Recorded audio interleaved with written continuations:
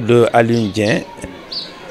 di manager de la fédération Kajoor Jànkeen. Kajoor Jànkeen ñëpp xam nañ ko fii Thiès ki nga xam ne que ni moom mooy saytu li nga xam ne moo ak ay yelleefu xale yi ak di dimbali seeni waajur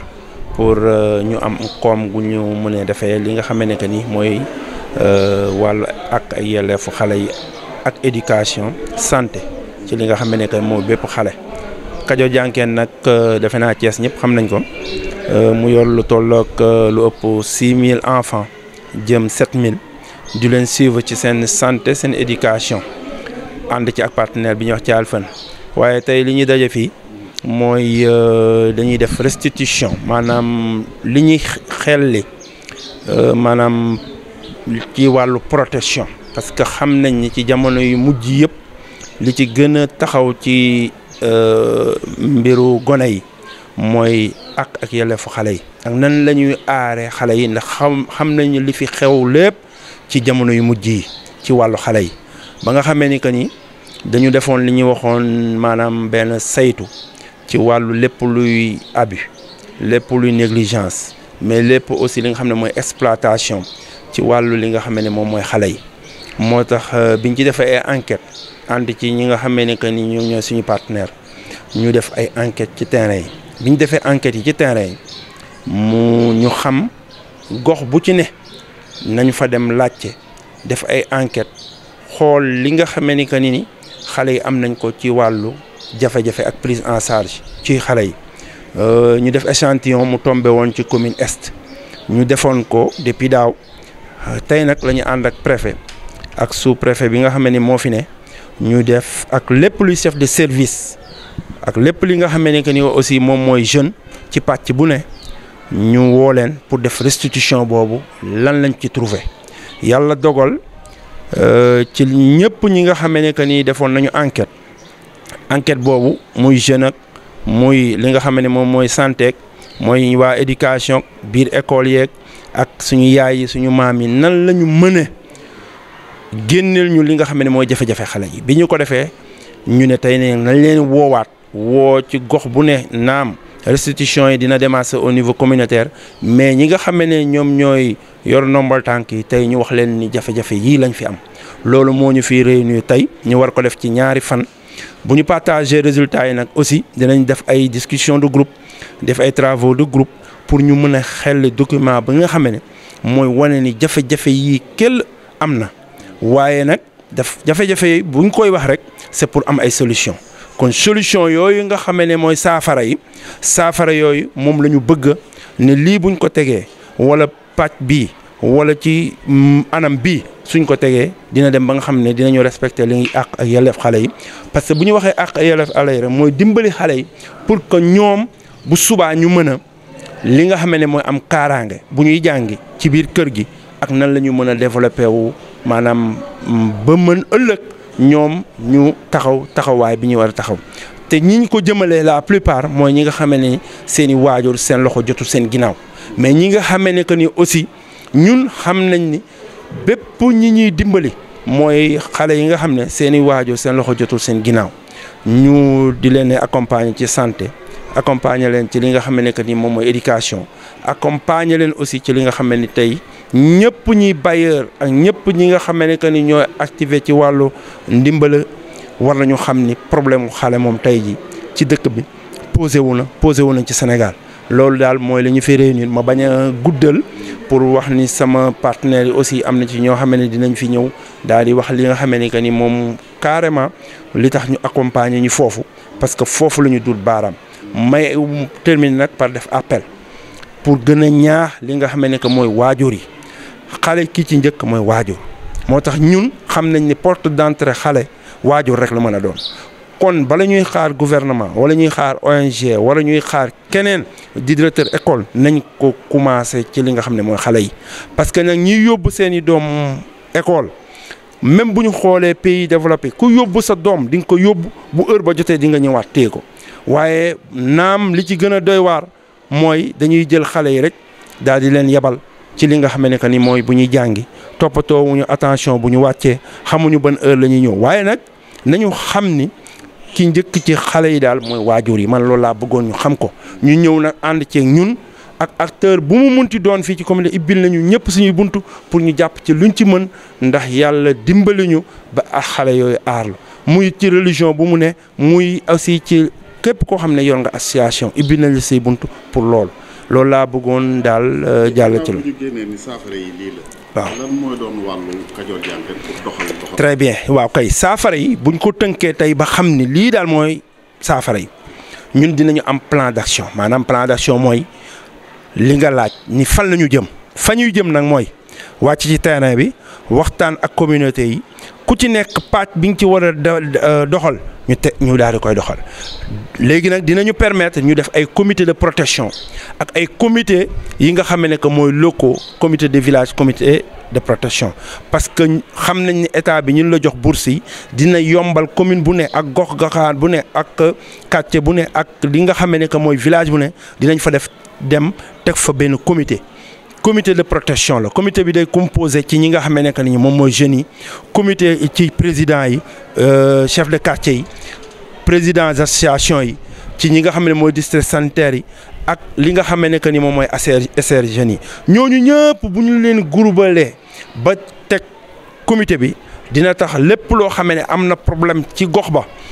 ñu xam fan la ñuy jaar ba mën a dimbali xale bi xale bu daw xale bu ñu dóor xale boo xamee ne que ni gisatul ay parents xale boo xam ne am na lu ko gaañ xale boo xamee ni nag li ci gën a grave mooy xale yi ñuy sàqu ci biir kër yi te ñu koy nëbb te parents yi bañ ñu stigmatiser leen ba duñu dem jaar foofu di boote. comité boobu nag dina am loo xam ne c'est des brigades d'alerte yoo xam ne ñooy permettre ku am problème boo roccee ko wax ko doo ci feeñ te ñun dinañu fexe ba activer levier yi pour ñu mën a topp kooku ba lu mel noonu dootul amati. parce que nag bu ñu xoolee CDPE bi ñuy wax mooy comité département de protection de l'enfant préfet moo ko jiite mais gendarmerie mi ngi ci AEMO mi ngi ci tribunal mi ngi ci mais aussi lépp luy mouvement ak képp ku yëngatu ci ak yelef doomu aadama mi ngi ci. ñu xam ni tamit Kajoor Diankène moo yor comité boobu fii nekk société civile bi Thiès mais yor ko aussi li nga xam ne Tivaouane la ba bokk aussi ci membre ci ñi nga xam ne moom mooy bi bu Mbour. kon loolu mooy li nga xam ne que ni bëgg nañ ko xelli tey daal di koy génne tasaare ko daal di ci ànd ak communauté bi mais tamit nag laaj bi am na solo parce que kenn mënul nag di def loolu te àndoo ci communauté yi ñun rek mënuñoo réussir il faut que communauté yi ak ñi nga xam ne que ñoom ñooy tey jii famille ñu ànd ak ñun ñu mën a lutter loolu parce que xale yi ñoom ñooy suñu devenir ëllëg ñun ñëpp bu ëllëgee dañ leen fii bàyyi te war nañ fee bàyyi nag benn communauté boo xamee ne que ni xale yi koy jiite dañu nekk ay enfants sains ñoo xamee ne que ni am nañu taxawaay ñoo xamee ne que ni manqué wuñu dara li ma bëgg nag mooy ñu am estime de soi bu ñu ko xoolee ci wàllu njiitu réew mi du ñi nekk ci école yi mag yi du ñi nga xamee ne que ni dañoo am ndékki reer ak ay goûter ñoo war a réussir bu ñu xoolee moom rek war nañu xam ni kon suñu jàppalee suñu doom yi dinañu dem ndax ñëpp xam nañu exemple am bu baax. ndaje mi ñan ñoo fi tase. ndaje mi ñu fi tase mooy suñu partenaires yi muy Thialfane am na préfet moo ko jiite am nañ lépp luy chef de service boo xamee ne que ni fii ci commune de Thiès Est bokk nga fi muy association wak muy groupement féminin muy pàcc bu mu mun ci doon ñooñu ñëpp. jox na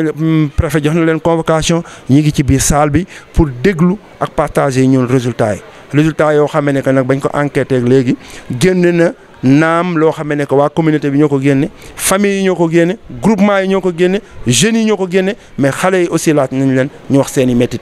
parce que nag li gën a am solo tey aussi nañ ko wax mooy problème état civil yi bu ñu xoolee ci département bi rek am nañu 37000 xale yoo xam ne ñu ci biir école te amuñu kayitu juddu te ñooñu nag. lii njëkk ci àq yelef doomu aadama mooy xale bi war na jàng école xale bi war nañ koo déclarer xale bi war na am kayitu judd am carte d'identité am li nga xam ne bu ëllëgee moo koy permettre kay moom tamit lépp lu nga xam ne que moom moo jëm ci wàllu boobu moo am ci li nga xam ne que ni moom mooy àqam ak yelefam. ngi tudd Adji Maye Faye nekk conseillère santé et développement communautaire ak également point focal national protection pour Thialfane Sénégal. lan moo waral seen teewaay ci ndaje bi tey. waaw suñu teewaay si ndaje bi en fait mën naa koo tënk ci ñetti kàddu séddoo la xam pour jëf séddoo parce que weer yi ñu génn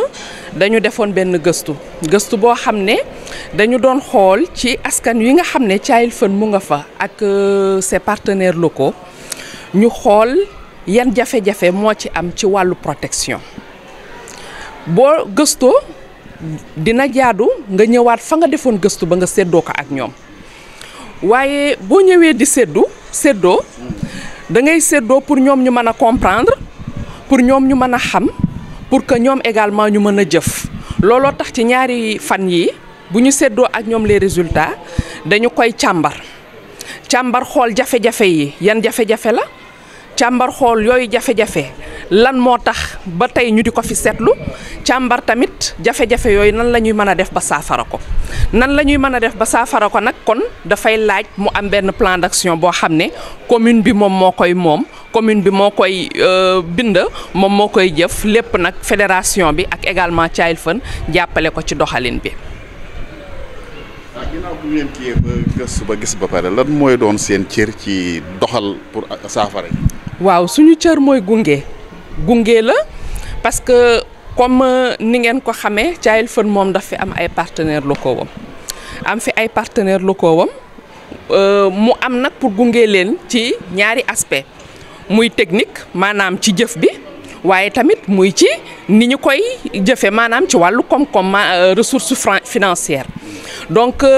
dañ leen di accompagner techniquement ak également appuyer li nga xam ne moom la action yi di laaj en termes de finance bu ko defee ñu mën leen ci gunge ba li ñu bëgg a antu yëpp ñu daal di koy mën a def mu daal di antu ci jàmm. jafe-jafe yi am yëpp pour mu bañ a amati ban message ngay lancer par rapport. jafe-jafe yi pour mu bañ a amati lenn rek la déjà waxtaan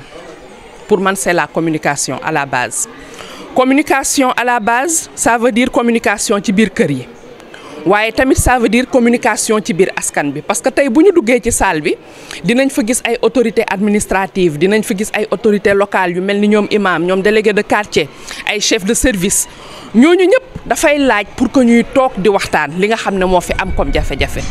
waaye waxtaan boobu bu amee au sommet dafay laaj comme ni ma ko waxee sànq ñu koy def également ci biir kër yi jege xale yi gën a xamal xale yi gën a waxtaan ak xale yi ba nga xam ne ñoom déjà dinañ xam ñoom ñooy kan xam ci yenn jafe-jafe yi nan la ñu mën a def pour réagir waaye tamit bu ñu soxlaa ndimbal fan la ñu mën a dem pour am ko. Aujourd'hui, nous sommes réunis ici à la mairie de Thiès-Est pour partager les résultats de la carte communautaire sur la protection des enfants. C'est-à-dire qu'aujourd'hui, on avait fait des enquêtes sur les mécanismes communautaires sur la protection de l'enfant. Et en ce qui concerne maintenant la rencontre d'aujourd'hui, nous sommes venus partager les résultats qu'on avait eu à mener au niveau communautaire durant l'année 2017. Et en ce qui concerne maintenant les résultats, avant les résultats, il y a eu des enquêtes. C'était pour connaître au juste quelles sont les préoccupations des communautés à travers l'enfance. Juste que c'était un questionnaire qui renferme l'ensemble des préoccupations et la prise en charge des enfants en cas de VAN. Quand je parle de VAN, c'est les violences, les abus, la négligence et en ce qui concerne l'exclusion des enfants. Raison pour laquelle aujourd'hui on est venu faire la restitution et après la restitution on va faire des travaux de groupe et ressortir un document clair qui peut nous permettre de feuilles de route à travers un plan d'action qu'on va décliner au niveau de la communauté. Et ce plan d'action, on va le dérouler dans l'ensemble des quartiers et villages que nous gérons parce que à travers notre partenaire Child Fund, mais aussi à travers les bourses et sécurité familiale que nous gérons au niveau de la région de Thiès. Donc on va mettre ce plan d'action et ce plan d'action va nous conduire à mettre en place des comités de quartier et des comités de village, des comités d'alerte aussi qui peuvent à tout moment où l'enfant a quelques difficultés que ce soit à travers même les viols qu'on mène au niveau des ménages, qu'on puisse honnêtement dénoncer les personnes pour qu'on puisse prendre des mesures et que ces personnes soient poursuivies, mais ensuite en dehors de cela aussi qu'on puisse honnêtement jouer ce rôle de quoi, d'accompagnement, ce rôle de suivi, ce rôle aussi de prise en charge. Il est appelé aussi à toute la communauté de nous accompagner parce que nous sommes le point focal société civile au niveau de du CDPE de Thiès, comité départemental de la protection de l'enfant. Nous gérons aussi ce même poste en tant que société civile au niveau du département de Tivaouane. Mais aussi nous sommes acteurs au niveau du département de Mbour parce que nous gérons les bourses et sécurité sociale. Ces comités de protection au local, au niveau des quartiers, villages, nous allons les mettre en place. On a fait ce CDD à Tivaouane, on le fera d'ici peu à Thiès. Mais n'empêche, cette rencontre va nous permettre de déclencher un tout petit peu ce processus de mise en place des comités de veille et des comités de quartier pour la prise en charge des enfants qui ont été victimes. Mais aussi, nous sommes censés comprendre que depuis un certain temps, au niveau du Sénégal, nous assistons à un phénomène à travers les enfants. Donc nous tous, nous devons prendre conscience de ce phénomène, mais aussi j'exhorte à nos communautés, à nos ménages, à nos familles, que la prise en charge doit commencer au niveau de la famille. Quand on prend juste en exemple les pays développés, mais c'est les parents qui amènent les enfants à l'école. À la descente, ils les récupèrent. Mais quand on marche dans les rues, on a vu ce phénomène. Nous travaillons aussi avec les Dara parce que je pense qu'on est en pleine discussion avec nos Dara partenaires, les écoles et tout, pour qu'on puisse prendre conscience et essayer de régler tant soit peu ce phénomène. Comment? Même la stratégie qu'on a utilisée à travers la DARA, c'est de voir au juste les heures de mendicité, mais aussi voir au juste de quelle heure, à quelle heure les enfants doivent se trouver dans je pense que aussi nos partenaires qui sont Alphen vont prendre la parole sur ça et essayer de voir, parce que c'est les partenaires qui nous accompagnent, sans eux, on ne pourrait pas réaliser tout ça. Mais ici, on a d'autres partenaires, c'est le gouvernement du Sénégal et aussi, tout ce que nous faisons présentement, c'est pour renforcer les politiques de l'État. On ne peut pas se dérober à la politique de l'État. Et sur la nouvelle stratégie de la protection de l'enfant qu'on appelle le SNPE, nous sommes en relation directe, nous, Kadior Yanken, avec le ministère de la protection et de la bonne gouvernance. Et nous travaillons pour l'ensemble des comités, l'ensemble des communautés au niveau de Thiès, l'ensemble aussi des quartiers et villages au niveau du Sénégal, parce qu'en principe, ce phénomène-là doit être résolu. Nous sommes censés comprendre, il y a beaucoup de phénomènes qui sont passés tout récemment, il y a de cela 2 jours même à Saint-Louis, c'est des phénomènes qui sont là. Et nous devons tout faire, nous tous, en tant qu'acteurs, pour régler ce problème définitivement. Aider aussi nos familles, nos communautés, mais aider le gouvernement aussi à éradiquer ce fléau.